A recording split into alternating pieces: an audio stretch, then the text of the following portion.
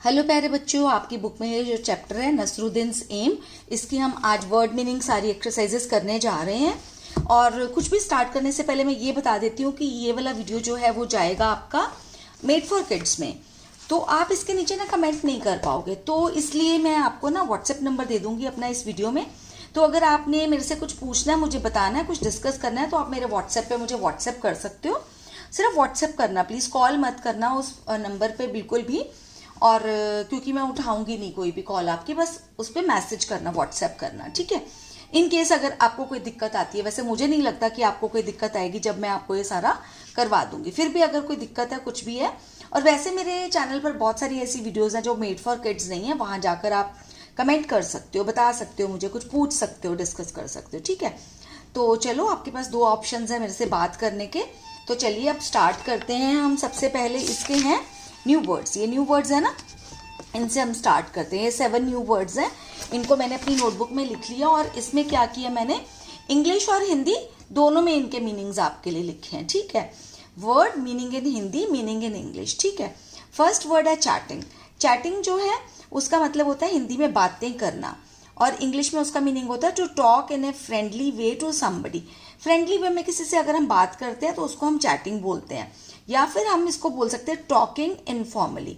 तो आप या तो ये वाला मीनिंग लिख लीजिए, मैंने स्लैश लगाया इसलिए कि चाहे टॉकिंग इनफॉर्मली लिख लीजिए, चाहे ये लिख लीजिए। किस लिए मैं ये बता रही हूँ आपको कि ये थोड़ा छोटा है ना मीनिंग, तो इस तरह से भी आप इसको। इनफॉर्मली का क्या मतलब होता है, अगर आप अपने प्रिंसिपल मैम से बात कर रहे हो, प्रिंसिपल सर से बात कर रहे हो, टीचर से बात कर रहे हो, तो वो आप फ्रेंडली वे में नहीं करते ना, वो एक फॉर्मल वे होता है, लेकिन इसको हम बोलते हैं इनफॉर्मली जब हम फ्रेंडली वे में किसी से बात करते हैं, तो ठीक है। सेकेंड जो है वर्ड वो है आर्चरी। आर्चरी का मतलब होता है तीरंदाजी, और इंग्लिश में होता है art of shooting arrows with a बो, ठीक है। थर्ड वर्ड है स्ट्रिंग।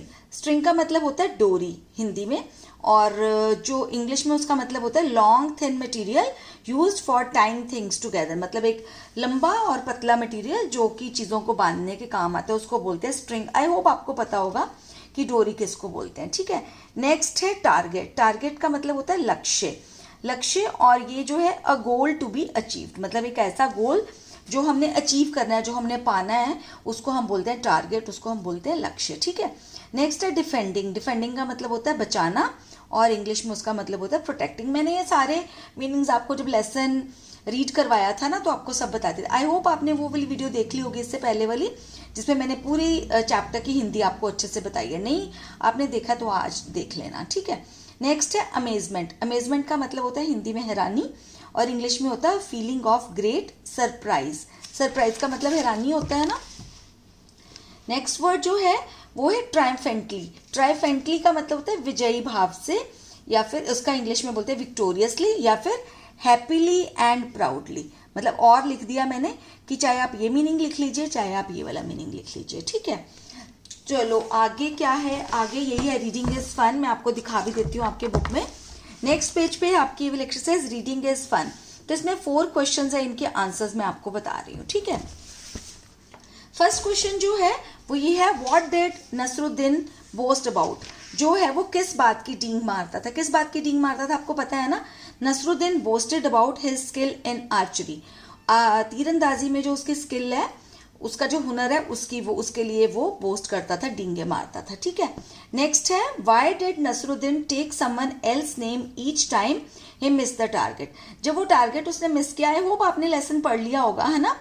तो नहीं आपने पढ़ा, नहीं समझा, तो मेरी वीडियो देख लीजिए, इससे पहले वाले जस्ट पहले वाली वीडियो जो है वो, उसमें मैंने सारा आपको बताया हुआ कि नसरुद्दीन जो है किसी और का नाम क्यों ले लेता था हर बारी जब वो टारगेट को, लक्ष्य को मिस करता था।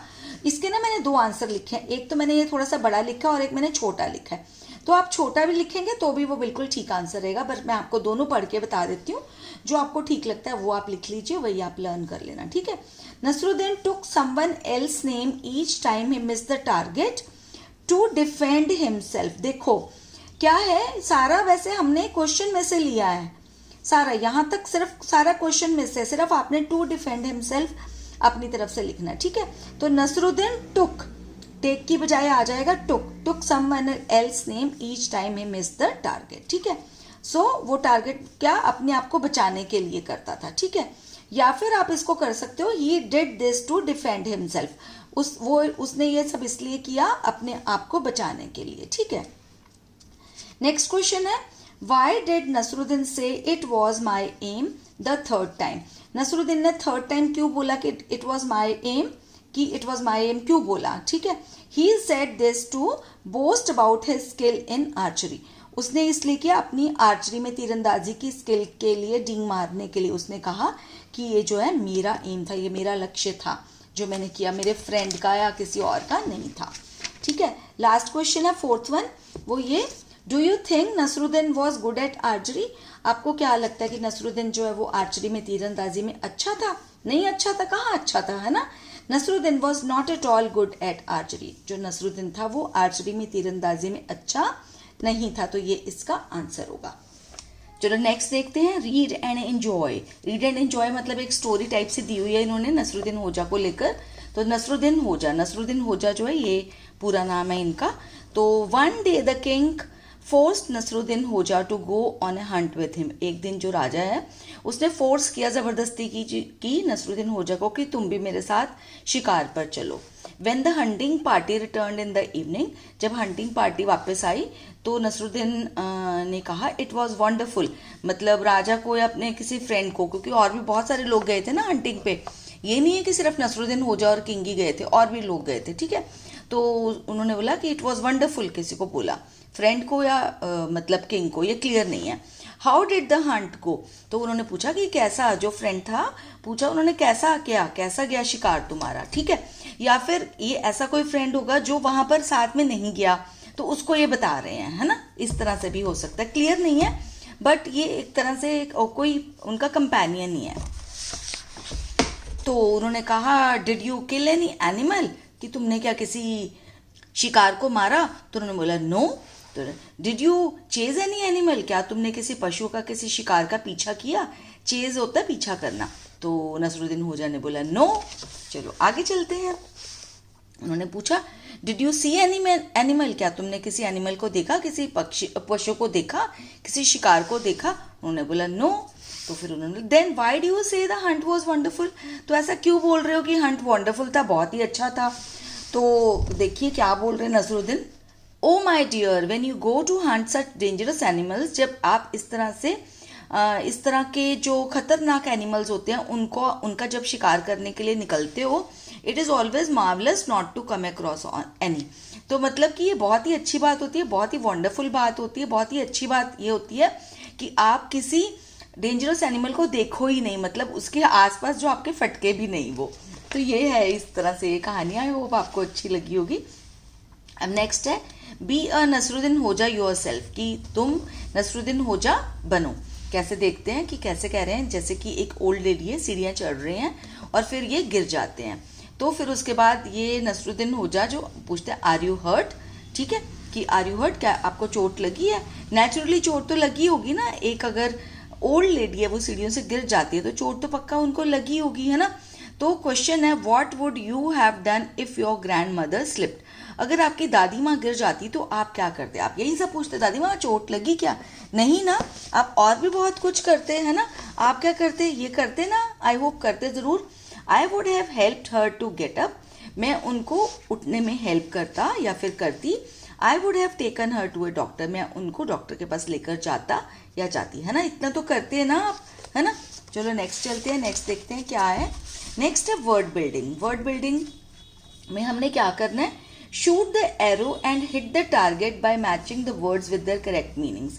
ये जो एरोज है ना, इनमें कुछ वर्ड्स दिए हुए हैं और इधर जो हैं सर्कल्स में इनके मीनिंग्स दिए हुए हैं, तो हमने राइट उस पे मीनिंग पे इस वर्ड को जो मैच करना है। तो चलो कर लेते हैं, बहुत ईजी है। फर्स्ट है चैटिंग। चैटिंग का मीनिंग होता है टॉकिंग इनफॉर्मली, मैंने आपको वर्ड मीनिंग्स में भी बता दिया है ना। नेक्स्ट है अमेजमेंट, ये भी मैंने जब आपको लेसन कराया था तो बता दिया था। Great surprise. Next archery. Archery का क्या होगा, shooting with a bow and arrow, है ना, ये भी मैंने आपको बता दिया था।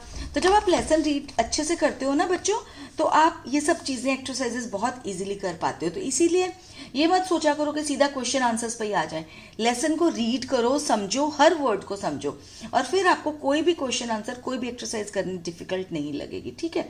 नेक्स्ट है defending, protecting from attack, defend करना है ना, बचाओ, मैंने ये भी आपको कराया हुआ है। टारगेट, टारगेट भी कराया था। The goal intended to be hit, मतलब ऐसा गोल जिसको हिट करना, आपने लक्ष्य बनाना है ना। नेक्स्ट है ट्राइफेंटली, हैप्पीली एंड प्राउडली, ठीक है। तो ऑलमोस्ट सभी ऑलमोस्ट क्या सारे ही हो गए थे।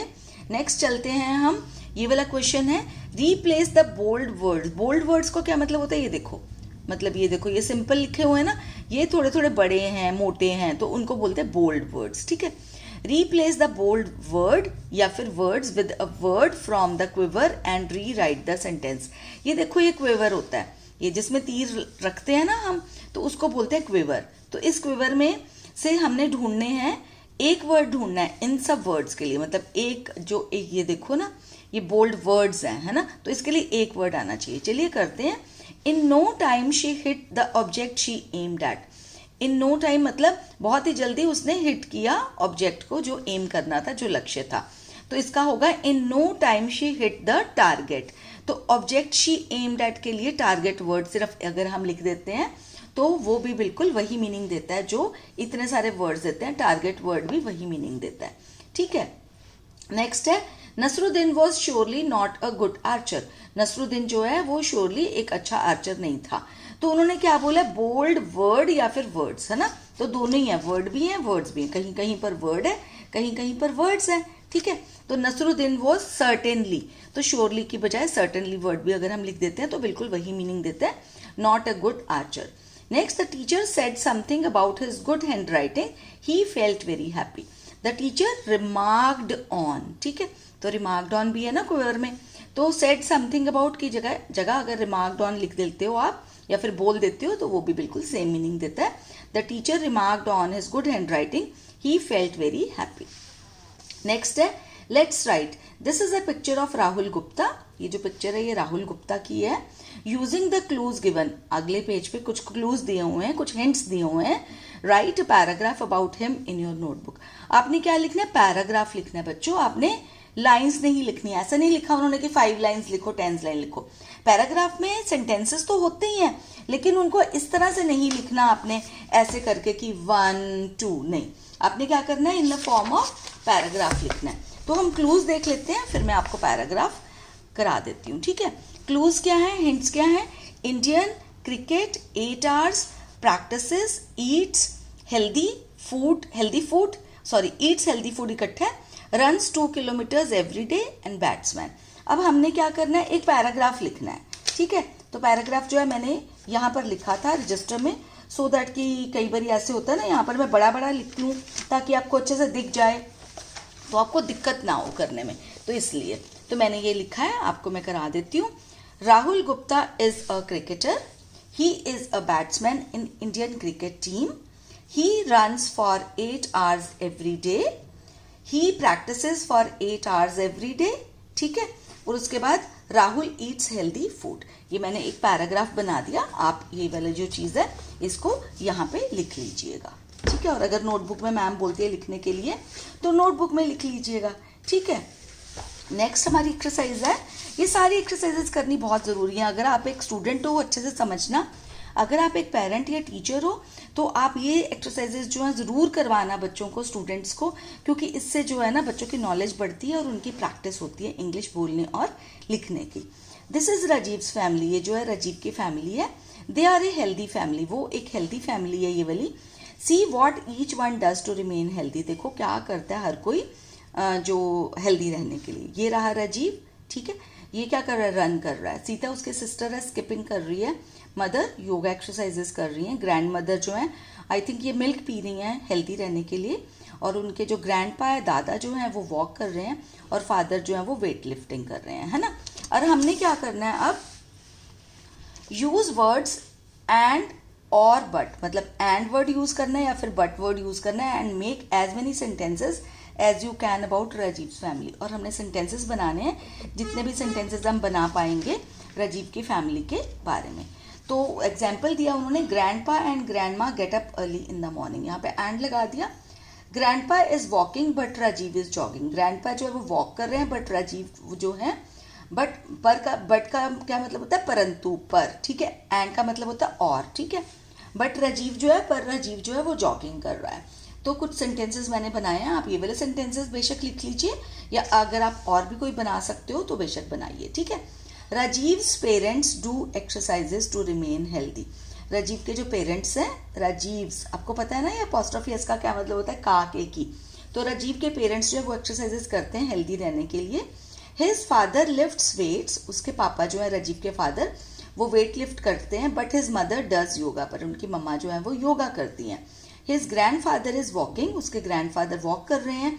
But his grand mother is drinking milk, but उसके जो दादी हैं वो दूध पी रही हैं। राजीव जॉग्स, राजीव जॉगिंग करता है, बट जॉग्स इस तरह से भी लिख सकते हैं, ठीक है। But Sita skips to remain healthy. Rajiv jogging करता है, बट सीता जो है वो स्किपिंग करती है हेल्दी रहने के लिए, ठीक है। अब ये एक बहुत प्यारी एक एक्टिविटी है जो आप जरूर करना है, मैं आपको एक्सप्लेन कर देती हूँ। Watch the arrow pierce the apple. ये जो एरो है इसको आप देखो कि वो किस तरह से एप्पल को पियर्स करता है, मतलब छेदता है, ठीक है। कैसे कैसे करना आपने। Would you like to see the arrow piercing the red apple. आप देखना चाहते हो किस तरह से एरो जो है वो छेद बनाता है इसमें रेड एप्पल में। Bring the page close to your face, touch the star with your nose and then look at the picture. ये बुक को अपने फेस के क्लोज ले आना बिल्कुल पास, और ये जो स्टार बना हुआ है ना, इसके ऊपर आपने क्या कर देना, अपनी नोज लेकर आनी है। तो आप देखोगे कि ये जो एरो है ना, ये इसको अंदर जा रहा है इसके। तो मैंने भी करके देखा था, बहुत ही अच्छा लगा, आप भी करके देखना, तो बिल्कुल वैसे ही लगता है। नेक्स्ट एक्सरसाइजेस पे आ जाते हैं। नेक्स्ट है लेट्स प्ले। लेट्स प्ले क्या करना है हमने, देखते हैं। Fill in the grid with words given below, you can use one word more than once, ठीक है। तो नीचे जो ग्रिड दी हुई है, इसको ग्रिड बोलते हैं, इस तरह की चीज को ना जब इस तरह से बना देते हैं तो वो ग्रिड बोलते हैं इसको। तो वर्ड्स यहाँ दिए हुए वर्ड्स हैं ये वाले जो टेबल में, इनसे फिल करना है हमने। तो देखते हैं कि क्या करना है हमने। देखिए इसमें name of game, what you play with, ये नेम ऑफ गेम है। ये वाले चार गेम्स लिख दी हैं उन्होंने, ठीक है। गेम्स तो उन्होंने ऑलरेडी लिख दी हुई हैं। व्हाट यू प्ले विद, आपको क्या चाहिए होता है खेलने के लिए इसको। वेयर यू प्ले, कहाँ खेलते हो आप। नंबर ऑफ प्लेयर्स, और कितने नंबर ऑफ प्लेयर्स जो हैं वो होते हैं इस गेम में। तो चलिए करते हैं, ये सारे एक बारी रीड कर लेते हैं। Stick, bat ball, 11, table, racket, ball, stadium, football, 2 to 4, ground, ठीक है। जो क्रिकेट है, what you play with, bat ball से खेलते हैं। हॉकी खेलते हैं स्टिक एंड बॉल से, तो स्टिक बॉल मैंने दोनों चीजें लिख दी है। टेबल टेनिस के लिए हमें रैकेट और बॉल चाहिए, तो मैंने दोनों लिख दिए हैं। फुटबॉल के लिए फुटबॉल चाहिए होता है ना। Where you play it, cricket किस में खेलते हैं, स्टेडियम में खेलते हैं, ग्राउंड में भी खेल लेते हैं। हॉकी भी स्टेडियम में, ग्राउंड में भी। टेबल टेनिस के लिए टेबल चाहिए होता है हमें। फुटबॉल जो है हम स्टेडियम में भी खेल लेते हैं, ग्राउंड में भी खेल लेते हैं। नंबर ऑफ प्लेयर्स, क्रिकेट के लिए 11 चाहिए होते हैं, हॉकी के लिए भी 11, टेबल टेनिस के लिए 2 to 4, मतलब या फिर दो लोग भी खेल लेते हैं टेबल टेनिस, और 4 भी डबल्स खेलते हैं तो 4 चाहिए होता है। फुटबॉल के लिए भी हमें 11 प्लेयर्स चाहिए होते हैं, ठीक है। तो ये हो गया हमारा ग्रिड फिल। नेक्स्ट देखते हैं, नेक्स्ट एक्सरसाइज क्या है। Using the information in the grid, write a sentence about each game, one has been done for you. नीचे जो इन्फॉर्मेशन दी गई है, ये वाली ग्रिड में जो इन्फॉर्मेशन दी गई है, इसको यूज करके हमने सेंटेंस लिखना है हर गेम के बारे में। एक हमारे लिए कर दिया गया, मतलब 3-3 सेंटेंसेस लिखे हुए हैं इन्होंने, तो हम भी 3-3 ही लिखेंगे हर के बारे में, ठीक है। क्रिकेट के लिए लिख दिया, cricket is an outdoor game, we play it with the ball and bat and a ball, there are 11 players in this game, ठीक है। अब हम हॉकी के लिए लिखते हैं, हॉकी का क्या है, hockey is an outdoor game, we play it with a stick and a ball, there are 11 players in this game, ठीक है, ठीक है ना। आगे चलते हैं, आगे टेबल टेनिस के लिए लिख लेते हैं। Table tennis is an indoor game, table tennis indoor game है, आउटडोर नहीं है, क्योंकि आउटडोर में खेल तो सकते हैं लेकिन हमें किस चीज़ पर डिपेंडेंट रहना पड़ेगा, वेदर पे, क्योंकि उसमें हवा चलेगी तो बहुत फिर दिक्कत होती है। तो इंडोर गेम है ये, ठीक है। We play it on a table, हम इसको एक टेबल पे खेलते हैं। There are 2 or 4 players in it, इसमें दो प्लेयर्स होते हैं या फिर 4 प्लेयर्स होते हैं। नेक्स्ट देख लेते हैं, football is an outdoor game, football एक आउटडोर गेम है। We play it with the football, हम इसको फुटबॉल से खेलते हैं। There are 11 players in this game, इसमें 11 प्लेयर्स होते हैं, ठीक है। नेक्स्ट देख लेते हैं एक्सरसाइज हमारी क्या है। The following words are used in various sports, जो नीचे दिए गए वर्ड्स हैं वो वेरियस स्पोर्ट्स में यूज किए जाते हैं। List them under the sport that they are used in. Googly, penalty, goal, free kick, LBW and penalty corner. Some words may be used in more than one game. बिल्कुल होंगे तो हम जरूर लिखेंगे, है ना। Hockey, cricket, football. हॉकी में क्या होता है? Penalty corner, goal and penalty. Googly cricket में, LBW भी क्रिकेट में। फुटबॉल में गोल होता है, पेनल्टी होती है और फ्री किक होता है। ठीक है, आई होप आपको ये मुश्किल नहीं लग रहा होगा। अब इसी के साथ जो है लेसन हो गया एंड, लेकिन एक हमारा बचा है टीम टाइम। उसके लिए मैं अलग से वीडियो बनाऊंगी, वो है अ पपेट हेड, कि किस तरह से हमने ये पपेट हेड बनाना है। हमें क्या क्या चाहिए होगा? हमें एक टेनिस बॉल चाहिए होगी, नीडल, वूल, कलर्ड क्लोथ। तो आप टेनिस बॉल लाकर रखिए, तो मैं जो है आपको जल्दी से ये वाला जो है बनाना सिखाऊंगी पपेट हेड। ये बनेगा हमारा पपेट हेड। ठीक है, तो अगर आपने ये बनाना है मेरे साथ साथ, तो एक टेनिस बॉल जो है वो खरीद कर रखिए। और फिर मुझे कैसे बताओगे? नीचे कमेंट तो कर नहीं पाओगे, हाँ व्हाट्सएप कर सकते हो अगर करना है तो। व्हाट्सएप नंबर तो आपने देख ही लिया होगा। तो अभी इसके बाद फिर हम ये करेंगे, ठीक है, पपेट हेड बनाएंगे और फिर आगे आने वाले चैप्टर्स भी धीरे धीरे सब कर लेंगे। आई होप वीडियो पसंद आया होगा। अच्छा लगा वीडियो तो लाइक के बटन को ज़रूर प्रेस कर देना। मेरे चैनल को सब्सक्राइब भी कर लेना। इसी तरह की वीडियोस मैं लेके आती रहती हूँ, जिससे आपकी नॉलेज भी बढ़े और आपका कॉन्फिडेंस भी। नॉलेज बढ़ेगी तो कॉन्फिडेंस अपने आप बढ़ेगा ना। तो चलो करते हैं गुड बाय। जल्दी ही मिलूंगी एक नई वीडियो के साथ। तब तक के लिए टेक केयर ऑफ़ योरसेल्व्स।